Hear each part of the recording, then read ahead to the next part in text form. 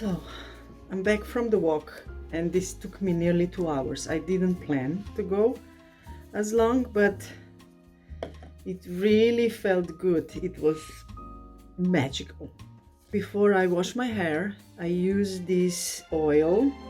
It's like rosemary oil. I put this on my scalp. I leave it the whole night and then wash the next day. It's supposed to prevent the hair loss and encourage the hair growth. And I just love how it smells. It's such an earthy, natural smell of rosemary, and I've loved rosemary smell since I was a kid. Usually where we go for summer holidays, there used to be so much rosemary around, and we would also pick them and have them like as a spice or just something that smells nice in the house. And also my grandma used to make meat. Every time she would bake meat, she would use a lot of rosemary, and I remember I used to love that taste and smell, and I just love rosemary. I'm sure if you do too, you know what I mean. Anyway, I made myself a cup of tea.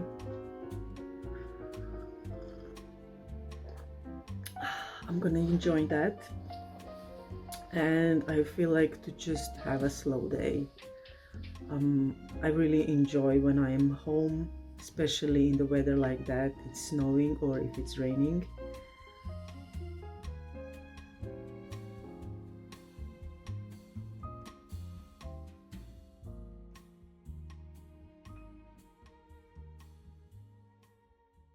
Me and my daughter are going to the museum, Natural Museum, and after we're headed to the library.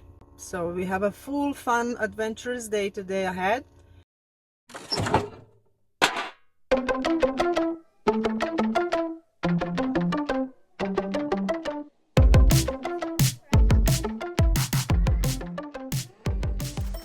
Last year, around this time, I started practicing being present. I made it my mission to fall in love with the process instead of chasing outcomes. And it worked for a while. But then life got heavy, and sometimes the present just feels shitty. And when that happens, the easiest thing to do is escape. And now we're here.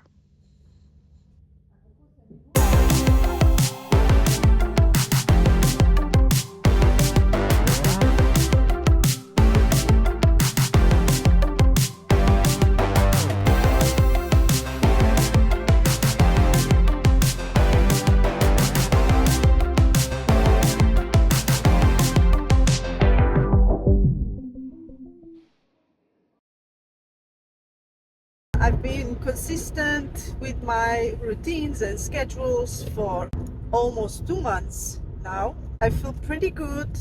I am really in tune with my needs and wants and wishes. I have to say that at times it feels quite egotistical and selfish to put myself first. I'm not used to it, and I know it's not selfish to take care of yourself, but I see now the difference. When I take care of myself, then I can show up differently for others. I can be present and I can feel good about it and not resentful.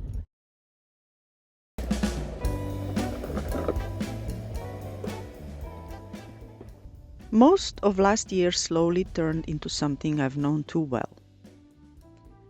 Self-abandonment, burnout, and becoming a version of myself I recognized instantly and don't want to be anymore.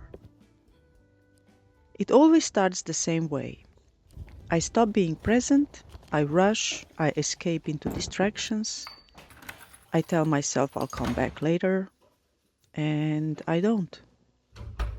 When I do that, I forget I'm human. I stop checking in.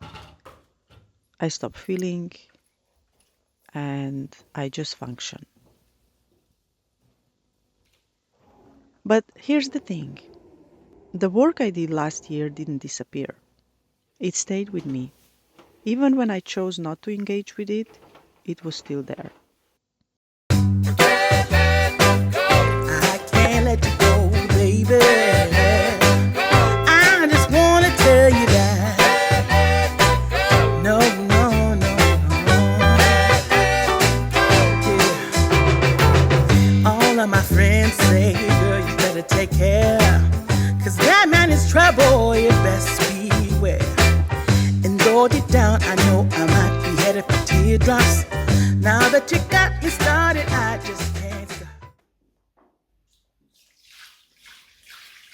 And right now, I'm picking up where I left off. I'm so grateful I know where to start. All I have to do is choose. I used to think discipline was the answer. If I just try harder, if I just control myself better, if I just stay disciplined. But discipline alone can only take you so far. Eventually you get tired or resentful, or you reach the goal and you think, now what? What I actually need isn't more discipline. It's flow. And flow isn't laziness or chaos, it's being fully engaged in what I'm doing and choosing to be here. Because we live in a world where distractions are constant, endless scrolling and replaying conversations, worrying about tomorrow when I'm supposed to be sleeping. If discipline was enough, we wouldn't keep failing at it. What changes everything isn't control, it's awareness. I started observing myself again, just noticing without judgment. Why am I reaching for my phone? Why am I rushing this? Why am I abandoning myself right now? And then I went further. I started observing the way I observe myself. And something beautiful happened. The woman I like showed up instantly. The grounded one, the creative one, the calm one. The one who feels seen, acknowledged, and appreciated. I can't be looking for that outside of me. Everything I need to thrive is already here.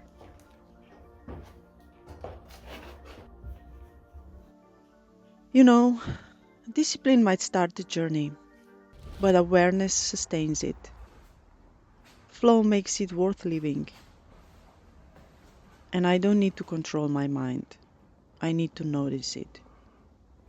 Because in noticing, I have choice. And this time I'm choosing not to abandon myself.